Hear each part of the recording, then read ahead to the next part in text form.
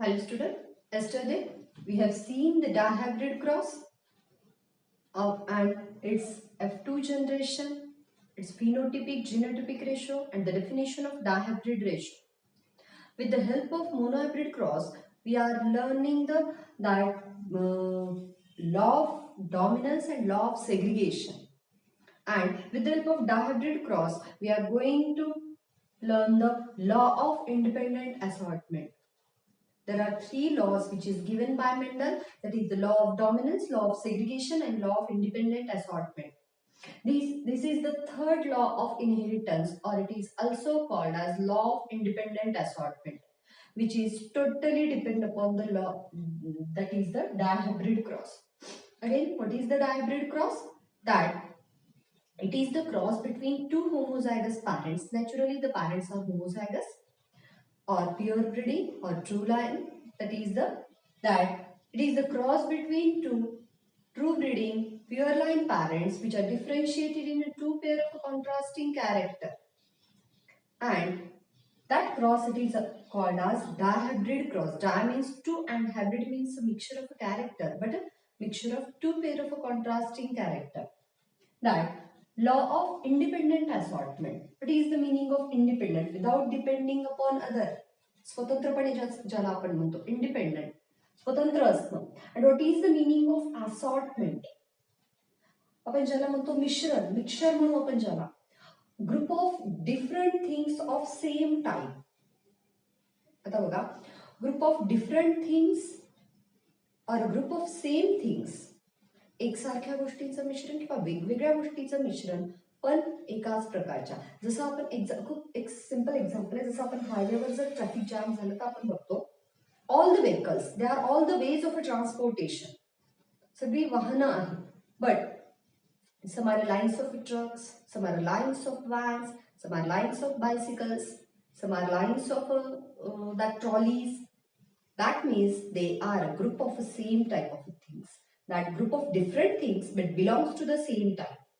That means there are a different pair of contrasting character, maybe a color, maybe a shape, maybe the position of flower, maybe the color of flower. These are different character.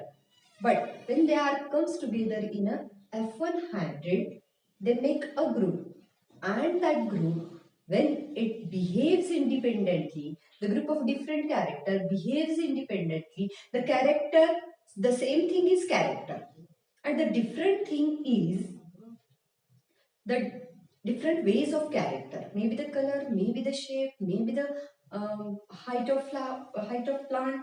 That when the characters are coming together in a different way and they behaves independently, and that laws which prove this behavior, that is called as the law of independent assortment. Again, what is the need of question? आपल्याला जर हा question परीक्षेसाठी आला तर काय लिहायचं? First of all आपण काय लिहिणार? त्याची स्टेटमेंट लिहिणार. त्यानंतर हा लॉ डायहायब्रिड क्रॉस वर डिपेंड आहे ते लिहिणार आपण.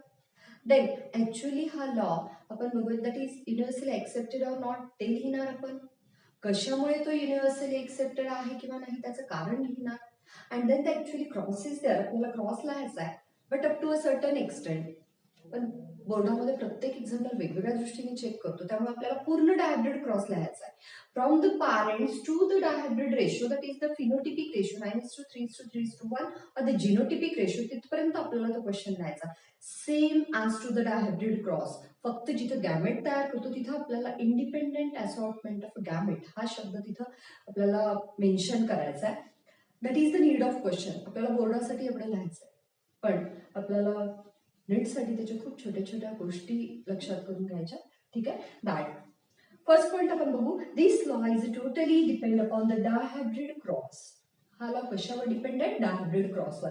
त्या लॉ मधल्या शब्दांचं मिनिंग आपण बघितलं. Independent without depend upon others, and assortment forming a group of different things belongs to the same type. एकाच प्रकारच्या गोष्टीचं खूप सारं मिश्रण, संग्रह आपण ज्याला म्हणू, आहे की नाही. खूप साऱ्या एक प्रकारच्या गोष्टीचा संग्रह असणं, एकत्र असणं ते, पण ते एकमेकांपासून वेगळे असणं. संग्रह आहे म्हणजे मिश्रण नाही झालेले एकमेकांमध्ये, जवळ आहेत ते सगळे पण मिसळलेले नाहीये.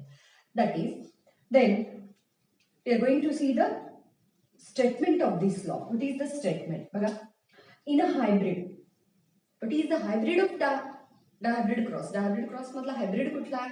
That yellow round seeded pea plant, when it is crossed with a green and wrinkled seeded pea plant, then in F1 we are getting the capital Y, small y, capital R, small r. That is the yellow round seeded pea plant, but it is a heterozygous in nature, and that is the F1 hybrid of a dihybrid cross.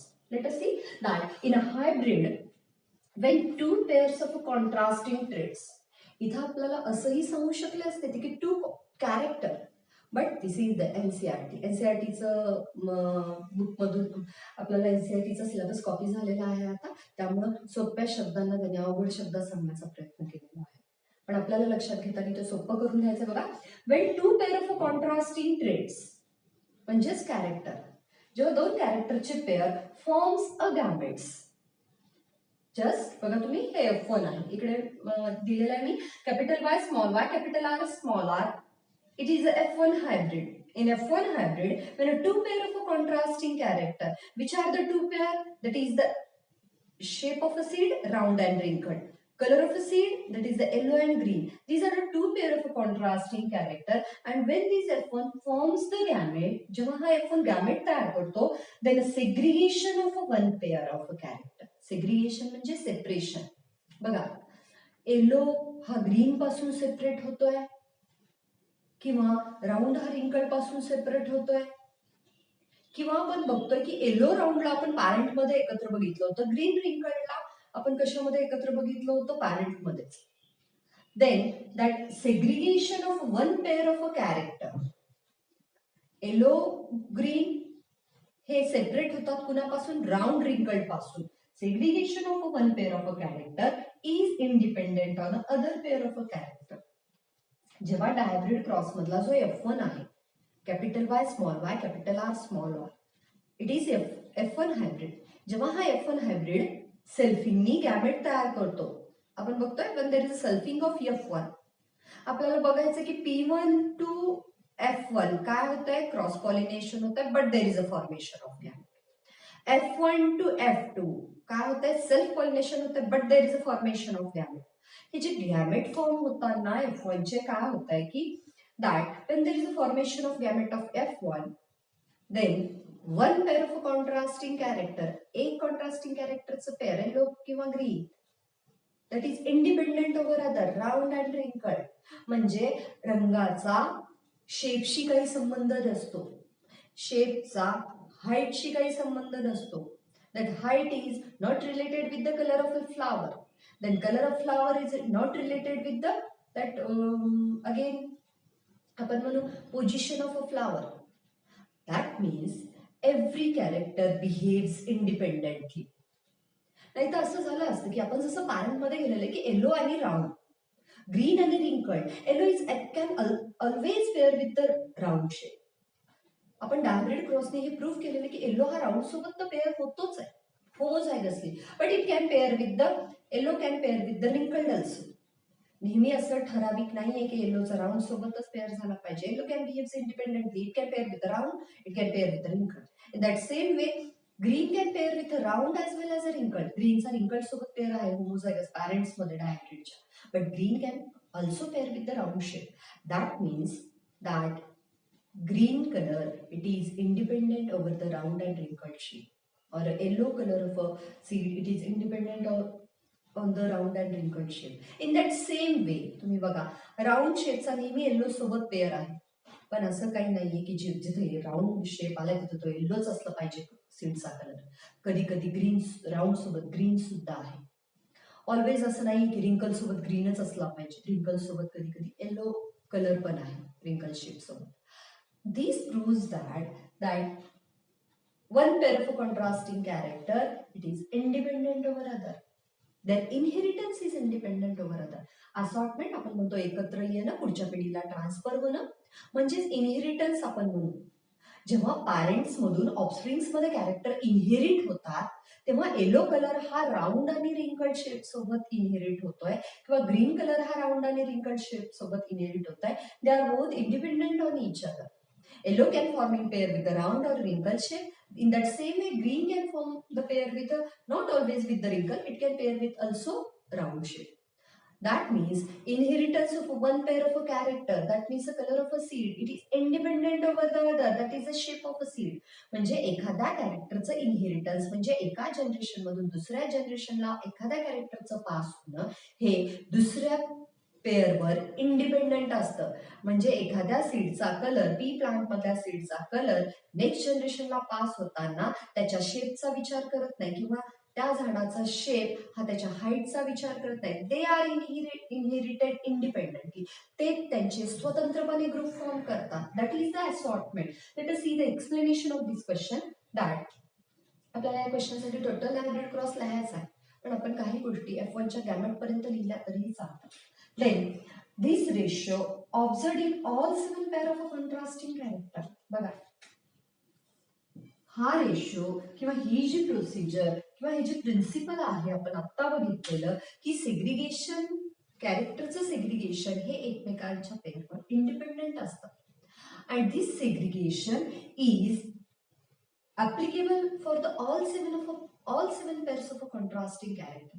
आपण आता example बघतोय की yellow and green colour of a seed, round and a wrinkle shape of a seed, but it is not applicable only for the shape and color of a seed, but it is applicable for all the 7 contrasting pair that listed as height of a plant, tall and dwarf, color of a seed, yellow and green, shape of a seed, round and wrinkled, color of a pod, green and yellow, position of a flower, axial and terminal, color of a flower, violet and a colorless, that is the white, and the seed coat color, that is the gray and white, are the colored and colorless. These are all 7 contrasting pairs. For these all 7 contrasting pairs, this law is applicable, this law is observed, or this ratio principle is observed. हे principal, हे जे statement आहे सगळ्याच pair साठी काय applicable आहे जे मेंडलनी study केलेलं होते. म्हणजे हाईट ही फ्लावरच्या पोझिशन सोबत इनहेरिट होताना इंडिपेंडेंट असेल, म्हणजे हाईटचा आणि फ्लावरच्या कलरचा इनहेरिट होताना नेक्स्ट जनरेशन मध्ये एकमेकांशी काहीही संबंध नसेल. फ्लावरचं पोझिशन आणि फ्लावरचा कलर हा नेक्स्ट जनरेशन मध्ये इनहेरिट होताना इंडिपेंडेंटली बिहेव करेल. ठीक आहे. देन बघा, this law is not universally applicable. In that same way, the law of dominance is not universally applicable. Law of independent assortment is also not universally applicable. But the law of segregation is universally applicable because the segregation of genes takes place in every gamete formation of sexually reproducing organism. जिथे जिथे gamete तयार होतात, जिथे जिथे sexual reproduction होतं, तिथं segregation होतं जीन्सचं. त्यामुळे लॉ ऑफ सेग्रिगेशन हा युनिव्हर्सली एक्सेप्टेड आहे. But this law is not universally accepted because the crossing over takes place in meiosis. जेव्हा जेव्हा गॅमेट तयार होतात तेव्हा तेव्हा सेक्शुअली रिप्रोड्युसिंग ऑर्गॅनिझम मध्ये काय होतं, मिओसिस होतं. आणि मिओसिस फर्स्ट मध्ये, प्रोफेज फर्स्ट मध्ये आपण बघतोय that is the pachytene or pachytene मध्ये crossing over takes place in the pachytene of meiosis first and prophase first, and in a crossing over the genes are linked together, they are present close to each other, that is called linked genes. And linked genes, they are going through the crossing over and they inherit together in the next generation. बघा तुम्ही, आपण जेव्हा बघतो की there are 2 types of cell division, the mitosis and meiosis. Mitosis is a multiplicational cell division and meiosis is a reductional cell division. meiosis मुळे chromosome reduce होतात, diploid to haploid होतात, आणि जेव्हा एखाद्या ऑर्गॅनिझमचं रिप्रोड्युसिंग ऑर्गन्स गॅमेट तयार करायला लागते, त्याच्या शरीरातली जर्मायनल इपिथिलियम गॅमेट तयार करायला लागेल, then its diploid constitution goes to its haploid condition. 46 chromosome 23 pair मध्ये तयार होतात, but with the help of crossing over. आधी होमोलोगस क्रोमोझोमची पेअर तयार होती, मग त्यांचं बायव्हॅलंट तयार होतील, आणि मग ते एकमेकांना क्रॉसिंग ओव्हर मध्ये जातील. आणि एक गोष्ट लक्षात ठेवायची, जेव्हा होमोलोगस क्रोमोझोमचं मॉर्फोलॉजिकली अँड एक्सटर्नली सिमिलर क्रोमोझोमचं क्रॉसिंग ओव्हर होतं आणि या क्रॉसिंग ओव्हर मध्ये ते आणि तेच जीन्स एकत्र इनहेरिट होतात नेक्स्ट जनरेशनला, त्यांच्यामध्ये एक्सचेंज ऑफ जेनेटिक मटेरियल होतं जे एकमेकांच्या जवळ अरेंज्ड आहेत. खूप दूर अरेंज असलेल्या क्रोमोझोम मध्ये क्रॉसिंग ओव्हर, जीन्स मध्ये क्रॉसिंग ओव्हर होत नाही. दोन क्रोमोझोम जेव्हा क्रॉस्ड ओव्हर होतात एकमेकांशी तेव्हा लिंक्ड जीन्सच इनहेरिट होतात पुढच्या त्याला. म्हणजे क्रॉसिंग ओव्हर मध्ये जर जीन्स असले तर ते एकमेकांसोबतच इनहेरिट होतात. आणि आपण तर बघतोय की लॉ ऑफ इंडिपेंडेंट असॉर्टमेंट एकमेकांवर डिपेंड नाहीये जीन्सचे पेअर. त्यामुळं हा लॉ कुणासाठी ऍप्लिकेबल आहे बघा. This law is only applicable for the those genes or those factor which are located distantly means far away from each other, एकमेकांपासून थोडे वेगळे. बघा, this is the chromosome, this gene and this gene they are located away from each other, this gene and this gene located away from each other, therefore they are called as non-linked genes. The genes which are located close to each other they are called as linked genes. And non-linked genes do not undergoes crossing over. Linked genes undergoes crossing over. एकमेकांमध्ये mix होणं, एकमेकांसोबत inherit होणं, एकमेकांच्या कॅरेक्टरचा एकमेकांवर प्रभाव टाकणं, हे जवळजवळ लिंक्ड असणाऱ्या जीन्सशी संबंधित आहे. जर जीन एकमेकांपासून दूर असले तर ते क्रॉसिंग ओव्हर मध्ये जाणार नाही. Suppose that two chromosome when they are crossed over, इथे आणि इथे एक क्रोमोझोम आहे, दॅट हे दोन क्रोमोझोम एकमेकांसोबत क्रॉसिंग ओव्हर होतात. One chromosome present here and another is present here. They do not undergo the crossing over. But when chromosomes are present here, one gene is present here, another gene is present here on the homologous chromosome. And when they are crossed with each other, they are linked genes and they are exchanging their genetic material with each other. And their exchange of genetic material, this affects on the inheritance of the offspring. म्हणजे एका generation मधून parents मधून जे offsprings मध्ये character inherit होतील तेव्हा crossing over मध्ये exchange झालेले जीन्स इफेक्ट करतात एकमेकांचे इनहेरिटन्स. हेरिडिटी म्हणजेच येलो कलर साठी किंवा ग्रीन कलर साठी रिस्पॉन्सिबल असणारा जीन आणि राऊंड अँड रिंकल शेप साठी रिस्पॉन्सिबल असणारा जीन जर जवळजवळ प्रेझेंट असला असता तर नेक्स्ट जनरेशन मध्ये इनहेरिट होताना त्यांनी एकमेकांवर प्रभाव टाकला असता, ते एकमेकांमुळे प्रभावित झाले असते. पण असं इथे होत नाही असं सांगितलेलं आपल्याला लॉ ऑफ इंडिपेंडेंट असॉर्टमेंट मध्ये. म्हणून हा लॉ कुणासाठी ऍप्लिकेबल आहे? ओनली फॉर दोज जीन्स, अशा जीन्ससाठी जे एकमेकांपासून दूर दूर आहेत, इकडे तिकडे किंवा इथं दोन वेगवेगळ्या जागी आहेत, डिस्टंटली ऑन सेम क्रोमोझोम, एकाच क्रोमोझोमवर खूप दूर दूर वेगवेगळ्या जागी किंवा otherwise or on different chromosome, किंवा दोन वेगवेगळ्या क्रोमोझोमवर जर जीन्स प्रेझेंट असतील किंवा एकाच क्रोमोझोमवर असतील तर खूप दूर दूर असतील एकमेकांपासून, अशा जीन्ससाठी हा लॉ नाहीये. म्हणजे आपण अशा जीन्ससाठी हा लॉ आहे. The genes which are closely present, which are close to each other, त्यांच्यासाठी हा लॉ नाहीये. This is only applicable for the genes which are located distantly on same, एकाच क्रोमोझोमवर एकमेकांपासून प्रेझेंट आहेत, तेच एकमेकांसोबत इनहेरिट होतात. पण जर जीन्स डिस्टंटली लोकेटेड असतील, दूर दूर असतील, तर त्यांना आपण नॉन लिंक्ड जीन्स म्हणतो. आणि नॉन लिंक्ड जीन्स मध्ये क्रॉसिंग ओव्हर होत नाही.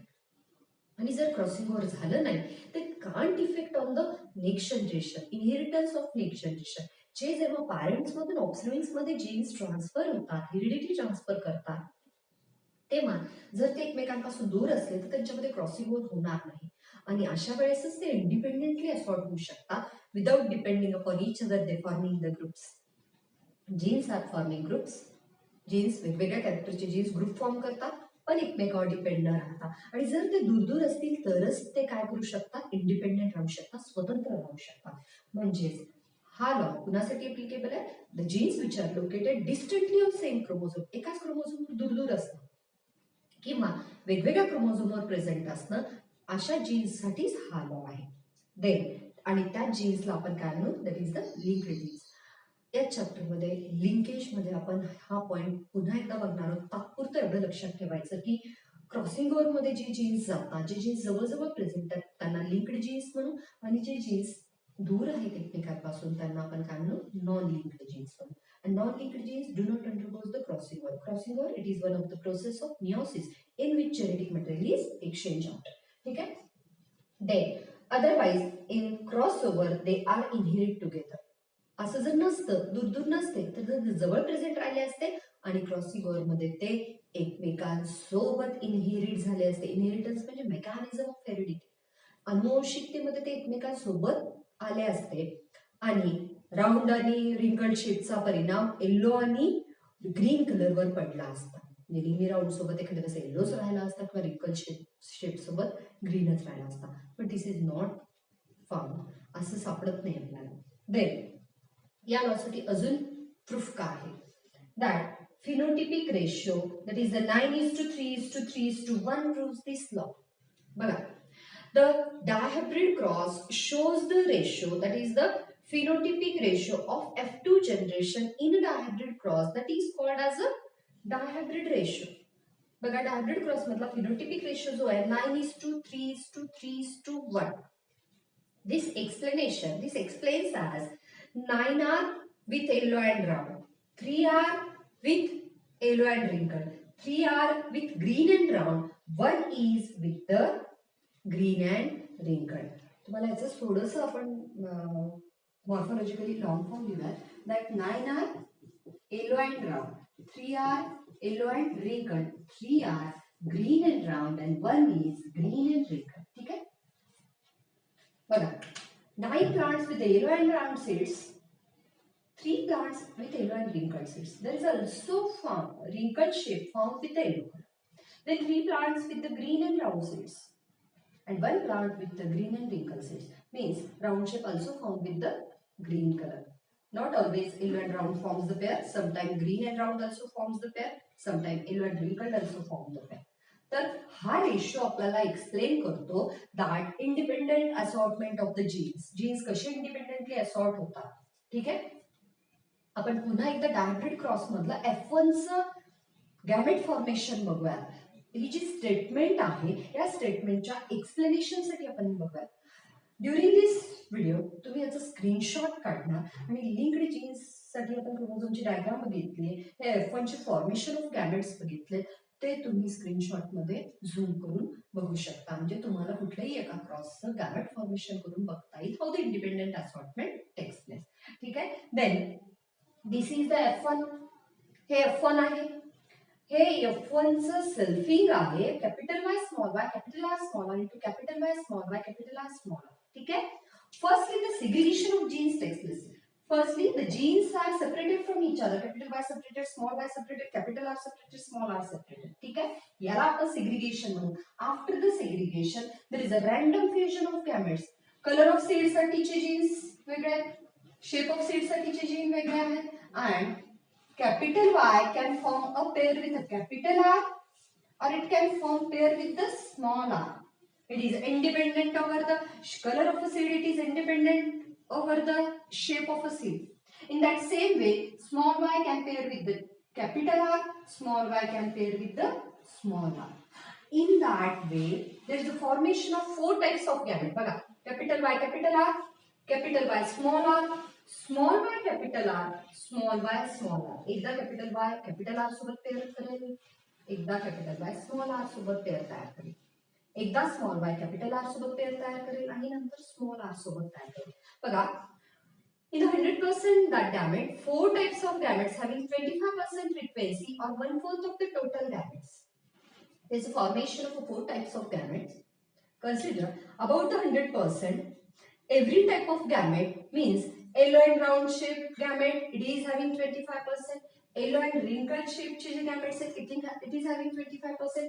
Again the green and round shape साठीचे gamete आहेत ते 25%, and the green and wrinkled shape साठी रिस्पॉन्सिबल असणारे जे gametes आहेत ते सुद्धा 1/4 आहेत. म्हणजे पूर्ण जर gametes पर्सेंटेज आपण बघितलं तर always all the types of gametes having their 25% frequency. म्हणजे प्रत्येक गॅमेटच्या फॉर्म होण्याची फ्रिक्वेन्सी 100% पैकी किती आहे? 25% आहे इथं. तर अगेन याच हेल्पनी आपण पुन्हा एकदा स्टेटमेंट एक्सप्लेन करूया. Again please revise the law of independent assortment. What is the law of independent assortment? It is the third law of inheritance given by Mendel. It is also called as law of independent assortment. What is mean by independent? Without depending upon others. And what is mean by assortment? That is the mixture, संग्रह म्हणू ज्याला आपण प्रतवारीने केलेला संग्रह, म्हणजे एकाच प्रकारच्या वस्तूंचा वेगवेगळ्या वस्तूंचा संग्रह, पण वेगवेगळ्या असतील किंवा सारख्या असतील, एकाच प्रकारच्या सारख्या वस्तूचा संग्रह किंवा एकाच प्रकारच्या वेगवेगळ्या वस्तूचा संग्रह. group of different things of the same type, and I'm giving the example of that. On the highway there is a line of a truck, there is a line of a van. Okay, then this law is depend upon the dihybrid cross. कुठल्या लॉवर depend आहे हा dihybrid cross वर, जिथे two pair of contrasting character concentrate केले जातात. Statement in a hybrid कोणता आहे? Capital Y small y capital R small r means heterozygous yellow and brown pea plant. In a hybrid, when two pair of contrasting traits, म्हणजेच दोन character, जेव्हा दोन pair of contrasting character हे gamete तयार करतात. In a hybrid capital Y capital R small r, when it forms the gamete, gamete कोणते आहेत? Capital Y capital R small y capital R small r. When F1 forms the gamete, that one pair of a contrasting character means a shape of the seed, one pair of a contrasting character is independent on other pair of a character, means color of a seed it is independent on the shape of a seed, or a shape of a seed it is independent on the color of a seed, means one pair of a contrasting character, inheritance of one pair of contrasting character, एका contrasting कॅरेक्टरच्या पेअरचं transfer होणं, हेरिडिटरीली transfer होणं, ज्याला आपण inheritance म्हणतो. Mechanism of heredity of one pair of character that is independent of the other. म्हणजे एखाद्या झाडाचा त्याच्या सीडचा जो कलर आहे तो दुसऱ्या जनरेशन मध्ये पास होताना शेपवर डिपेंड नसेल, किंवा त्या झाडाच्या सीडचा शेप हा दुसऱ्या जनरेशन मध्ये पास होताना ऑफस्प्रिंग्स तयार करताना त्याच्या कलरचा विचार करणार नाही. आणि हे फक्त एकाच नाही, it is observed in all 7 pair of contrasting character. सगळ्या मेंडलनी स्टडी केलेल्या पेअर्स मध्ये हीच फिनॉमिनॉन ऑब्झर्व होते. देन हा लॉ कुणासाठी अप्लिकेबल आहे? This law is applicable only for the genes which are distantly located on same chromosome or they are located on different chromosome. जे chromosome the genes which are located on different chromosome, वेगवेगळ्या क्रोमोझोमवर present असलेले jeans किंवा एकाच क्रोमोझोमवर वेगवेगळ्या जागी present असलेले gene आपण ज्यांना नॉन लिंक्ड जीन्स म्हणू, त्याच नॉन लिंक्ड जीन्ससाठी हा लॉ ऍप्लिकेबल आहे. किंवा आपण काय म्हणू, अदरवाईज काय होईल, जर जीन्स जवळजवळ असतील तर त्यांना लिंक्ड जीन म्हणू आणि त्यांच्यामध्ये क्रॉसिंग ओव्हर होतं, एक्सचेंज ऑफ जेनेटिक मटेरियल होतं आणि नेक्स्ट जनरेशनच्या इनहेरिटन्सवर दोन कॅरेक्टर एकमेकांवर प्रभाव पाडतात. जवळजवळ जर प्रेझेंट असतील तर पुढच्या जनरेशनला जाताना they affect naturally each other, ते एकमेकांचे इनहेरिटन्स नक्की अफेक्ट करणार. म्हणून हा लॉ दूर असलेल्या जीन्ससाठी ऍप्लिकेबल आहे.